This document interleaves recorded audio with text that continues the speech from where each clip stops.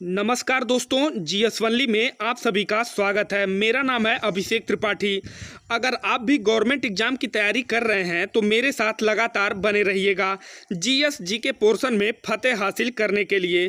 तो आज हम पढ़ेंगे कृषि और पशुपालन, जिसमें कि हम झूमिंग कृषि और पशुपालन पढ़ेंगे। तो वीडियो इन तक देखिएगा और आपको सब कुछ समझ में आएगा। और वीडियो देखने के बाद झूमिंग कृषि और पशुपालन से आपका कोई भी प्रश्न एग्जाम में मिस नहीं होगा। तो चलिए शुरू करते हैं। मिशन सरकारी नौकरी। क्वेश्चन नंबर पहला देखिएगा, झूमिंग अथवा पैड़ा पद्धति क्या है। ऑप्शन देखिए, जंगल काटकर सूखने को छोड़ना, सिंचाई, कटाई का साधन, रासायनिक क्रिया। तो जो इसका सही आंसर होगा वो होगा जंगल काटकर सूखने को छोड़ना। ठीक, तो झूम एक स्थानांतरित कृषि यानी कि शिफ्टिंग कल्टीवेशन पद्धति है जो जनजातियों द्वारा जंगल को साफ करके की जाती है। उस स्थान की जब उर्वरकता समाप्त हो जाती है तो दूसरे स्थान पर यही प्रक्रिया पुनः अपनाई जाती है। ठीक, तो जब भी आपसे पूछा जाए झूमिंग अथवा पैड़ा पद्धति क्या है तो जंगल काटकर सूखने को छोड़ना झूमिंग पद्धति है। ठीक, बढ़ते हैं क्वेश्चन नंबर 2 की तरफ। झूम किसे कहते हैं? एक लोक नृत्य, एक जनजाति, खेती की पद्धति, इनमें से कोई नहीं। तो जो इसका सही आंसर होगा वो होगा खेती की पद्धति। ठीक, तो झूम किसे कहते हैं? खेती की पद्धति को झूम कहते हैं। बढ़ते हैं क्वेश्चन नंबर 3 की तरफ। झूमिंग खेती सर्वाधिक कहाँ प्रचलित है? ऑप्शन देखिए, असम में, नागालैंड में, मध्य प्रदेश में, उत्तर प्रदेश में। तो जो इसका सही आंसर होगा वो होगा नागालैंड में। ठीक, तो झूमिंग खेती कहाँ सर्वाधिक प्रचलित है? वो है नागालैंड में। तो झूमिंग खेती उत्तर पूर्वी राज्यों के पहाड़ी क्षेत्रों में काफ़ी प्रचलित है, जैसे कि नागालैंड, मेघालय, अरुणाचल प्रदेश में यह अधिक प्रचलित है। ठीक, बढ़ते हैं क्वेश्चन नंबर 4 की तरफ। स्टॉक फार्मिंग क्या है? पशुपालन से पहला क्वेश्चन कि जो स्टॉक फार्मिंग है वो क्या है? 2-3 फसलों को एक साथ उगाना, पशुओं का प्रजनन, फसल की अदला बदली, इनमें से कोई नहीं। तो जो इसका सही आंसर होगा वो होगा पशुओं का प्रजनन। ठीक, तो स्टॉक फार्मिंग क्या होता है? वो होता है पशुओं का प्रजनन। तो 2003 की पशु जनगणना के अनुसार स्टॉक फार्मिंग का संबंध पशुओं के प्रजनन से है। ठीक, बढ़ते हैं क्वेश्चन नंबर 5 की तरफ। मोस्ट इंपॉर्टेंट क्वेश्चन है कि भारत की लगभग 1/3 गाय बैलों की संख्या 3 राज्यों में पाई जाती है। कौन कौन सी?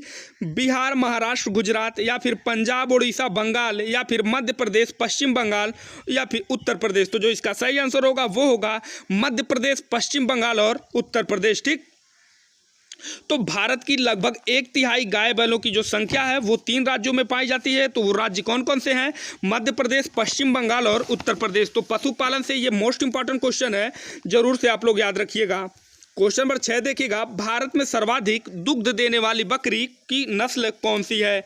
ऑप्शन देखिए, काली बंगाल, जमुनापारी, बर्बरी, इनमें से कोई नहीं। तो जो इसका सही आंसर होगा वो होगा जमुनापारी। ठीक, तो भारत में सर्वाधिक दुग्ध देने वाली जो बकरी की नस्ल है वो कौन सी है? वो है जमुनापारी। बढ़ते हैं क्वेश्चन नंबर 7 की तरफ। थारपरकर प्रजाति कहाँ पाई जाती है? राजस्थान, बंगाल, उत्तर प्रदेश, इनमें से कोई नहीं। तो जो इसका सही आंसर होगा वो होगा राजस्थान। ठीक, तो राजस्थान देखिएगा, देश की सबसे अच्छी देसी नस्ल कौन कौन सी? देसी नस्ल की गायें राजस्थान में ही पाई जाती हैं। राजस्थान में मिलने वाली गाय की नस्लें थारपरकर, राठी, साहिवाल, लाल सिंधी आदि हैं। तो एक चीज़ ये जानिएगा, आपसे एग्जाम में ये भी पूछ सकता है कि देश की सबसे अच्छी देसी गायों की नस्ल कहाँ पाई जाती है? तो वो पाई जाती है राजस्थान में। थारपरकर प्रजाति कहाँ पाई जाती है? राजस्थान में। सिंधी प्रजाति कहाँ पाई जाती है? तो राजस्थान में। साहिवाल प्रजाति कहाँ पाई जाती है? तो ये भी पाई जाती है आपकी राजस्थान में। फिर जानिएगा, गाय की नस्ल जो सबसे अधिक दूध देती है वो कौन कौन सी है? वो कौन सी है? साहिवाल, हरियाणवी, जमुनापारी, इनमें से कोई नहीं। तो जो इसका सही आंसर होगा वो होगा साहिवाल। तो साहिवाल गाय की प्रजाति मुख्यतः रूप से पाकिस्तान के सिंध प्रांत में पाई जाती है। ठीक, और इसकी जो दुग्ध देने की क्षमता है ये काफ़ी अधिक होती है। तो कौन सी नस्ल की गाय सबसे अधिक दूध देती है? तो वो है साहिवाल। क्वेश्चन नंबर 9 देखिएगा, विश्व में दुग्ध उत्पादन में भारत का स्थान है कौथा है? प्रथम, दूसरा, तीसरा, पांचवा। तो जो इसका सही आंसर होगा वो होगा प्रथम स्थान। ठीक, तो विश्व में दुग्ध उत्पादन में भारत का कौन सा स्थान है? तो भारत का प्रथम स्थान है। तो दूसरे नंबर पे कौन है? तो दूसरे नंबर पे है आपका अमेरिका। फिर तीसरे नंबर पे कौन है? तो तीसरे नंबर पे है आपका पाकिस्तान। बढ़ते हैं क्वेश्चन नंबर 10 की तरफ। मोस्ट इंपॉर्टेंट क्वेश्चन है कि भारतीय डेयरी निगम की स्थापना कब हुई थी? मोस्ट इंपॉर्टेंट क्वेश्चन है, जरूर नोट कर लीजिएगा, कई एग्जाम में पूछा हुआ है कि भारतीय डेयरी निगम की स्थापना कब हुई थी। ऑप्शन देखिए 1980, 1970, 1982, 1991। तो जो इसका सही आंसर होगा वो होगा 1970। ठीक, तो भारतीय डेयरी निगम की स्थापना हुई थी 1970 में। कहाँ हुई थी? तो वो हुई थी गुजरात में। कहाँ? गुजरात में। ठीक, फिर जानिए क्यों हुई थी, इसका उद्देश्य क्या था? तो जिसका उद्देश्य था ऑपरेशन फ्लड योजना को सफल बनाना था। किसको? ऑपरेशन फ्लड योजना को सफल बनाने के लिए भारतीय डेयरी निगम की स्थापना हुई थी। कब हुई थी? तो सन 1970 में। कहाँ हुई थी? तो गुजरात में। इसलिए सब कुछ एक्सप्लेन कर दे रहा हूँ कि क्वेश्चन कहीं से घुमा के पूछे तो आप कहीं से भी मिस ना करें क्वेश्चन। बढ़ते हैं क्वेश्चन नंबर 11 की तरफ। राष्ट्रीय डेयरी विकास बोर्ड की स्थापना हुई थी। कब हुई थी? ऑप्शन देखिए 1960, 1965, 1980, इनमें से कोई नहीं। तो जो इसका सही आंसर होगा वो होगा 1965। तो राष्ट्रीय डेयरी विकास बोर्ड की स्थापना हुई थी सन 1965 में। मोस्ट इंपॉर्टेंट क्वेश्चन था।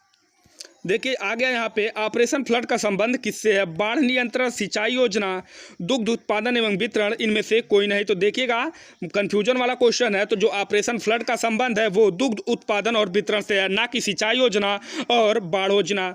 ठीक, क्योंकि फ्लड मतलब होता है बाढ़, लेकिन इससे इसका कोई मतलब नहीं है। ऑपरेशन फ्लड का सीधा संबंध है दुग्ध उत्पादन और वितरण से। ठीक, बढ़ते हैं क्वेश्चन नंबर 13 की तरफ। मोस्ट इंपॉर्टेंट क्वेश्चन है कि भारत का श्वेत क्रांति का जनक किसे कहा जाता है? मोस्ट इंपॉर्टेंट क्वेश्चन है कि भारत का श्वेत क्रांति का जनक किसे कहा जाता है? Doctor Verghese Kurien, doctor Hargobind Khorana, doctor Bhabha Shrichand.